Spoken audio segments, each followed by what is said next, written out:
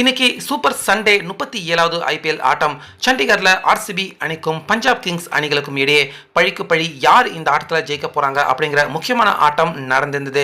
So இந்த ஆட்டத்தில் முக்கியமாக நம்ம விராட் கோலி அவர் மீண்டும் மிகப்பெரிய ஒரு வேர்ல்டு பிரேக்கிங் சாதனையை நிகழ்த்தி அப்படியே பஞ்சாப் அணியை பழிக்கு பழி வாங்கினது மட்டும் இல்லாமல் புள்ளிப்பட்டியலில் நம்ம சிஎஸ்கே அணிக்கு ரொம்ப பெரிய உதவியையும் தற்போது விராட் கோலி ஆர்சிபி அணி அவங்க செஞ்சு கொடுத்துருக்காங்க.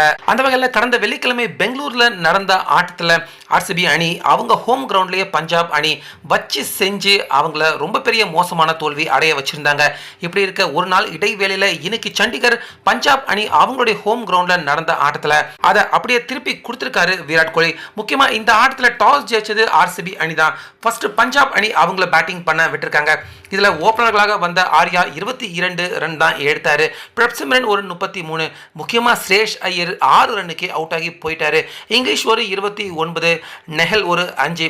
கடைசி நேரத்தில் சஷாந்த் சிங் ஒரு 31 ரன் எடுத்து கொடுத்தாரு. மார்க்கோ ஜேன்சன் அவரும் ஒரு 25 ரன் எடுக்க தட்டு தடுமாறி ரொம்பவே கஷ்டப்பட்டு 157 ரன் தான் எடுத்தாங்க 20 ஓவருக்கு. ஸோ இப்படி இருக்க இது ஒரு சுமாரான ஸ்கோர் அப்படின்னு சேசிங் பண்ண வந்த ஆர்சிபி அணி பக்கம் சால்ட் 1 ரன் தான் எடுத்திருந்தாரு, அவுட் ஆயிட்டாரு. ஸோ அதுக்கப்புறமா விராட் கோலி படிக்கல் 2 பேருமே அற்புதமான பார்ட்னர்ஷிப் போட்டாங்க. கிட்டத்தட்ட இவங்க 2 பேருடைய பார்ட்னர்ஷிப் கம்ப்ளீட் மேட்சை முடிச்சிருச்சு அப்படின்னு சொல்லலாம். விராட் கோலி அவரை விட படிக்கல் அபாரமா விளையாண்டு சிக்ஸர் பவுண்டரிகளை சர்ன்னு அடிச்சு ரொம்ப வேகமா அரை சதத்தை கம்ப்ளீட் பண்ணாரு.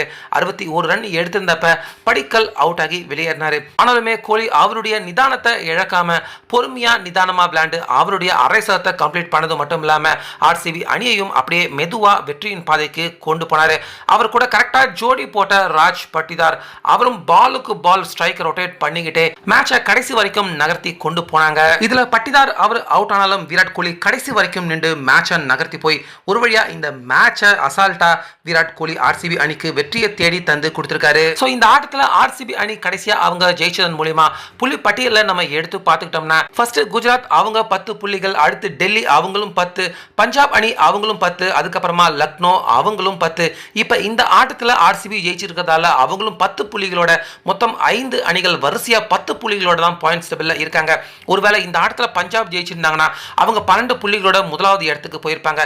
ஸோ ஆக மொத்தம் இந்த 5 அணிகளுமே யாரும் முன்னிலையில இல்லாம பின்னிலையிலும் இல்லாம ஒரு ரொம்ப பெரிய போட்டி யார் முதல் 4 இடத்தை பிடிக்க போறாங்க அப்படிங்கிறது மிகப்பெரிய போட்டி சண்டை நடக்க இருக்கு அப்படின்னு இந்த பாயிண்ட்ஸ் டேபிள்ல பாக்குறப்பவே நமக்கு தெல்ல தெளிவாக தெரியுது. ஸோ இதனால நம்ம சிஎஸ்கே அணி அடுத்தடுத்த ஆட்டங்கள் ஜெயிக்கிறப்ப கண்டிப்பா இந்த போட்டியில சிஎஸ்கே அணியும் கலந்துகிட்டு நிச்சயமா பிளே ஆஃப்க்கு உள்ள போறதுக்கான வாய்ப்பு கண்டிப்பாக இருக்கு. ஸோ அதுக்கு கண்டிப்பா இன்னைக்கு நடக்கிற ஆட்டத்தில் மும்பை அணியை நிச்சயமா நம்ம சிஎஸ்கே அணி வீழ்த்தியே ஆகணும். சிஎஸ்கே அணியில நிறைய மாற்றங்கள் செய்திருக்காங்க. நம்ம சிஎஸ்கே அணி இன்னைக்கு நைட்டு ஜெயிப்பாங்களா? உங்க கருத்தை சொல்லுங்க.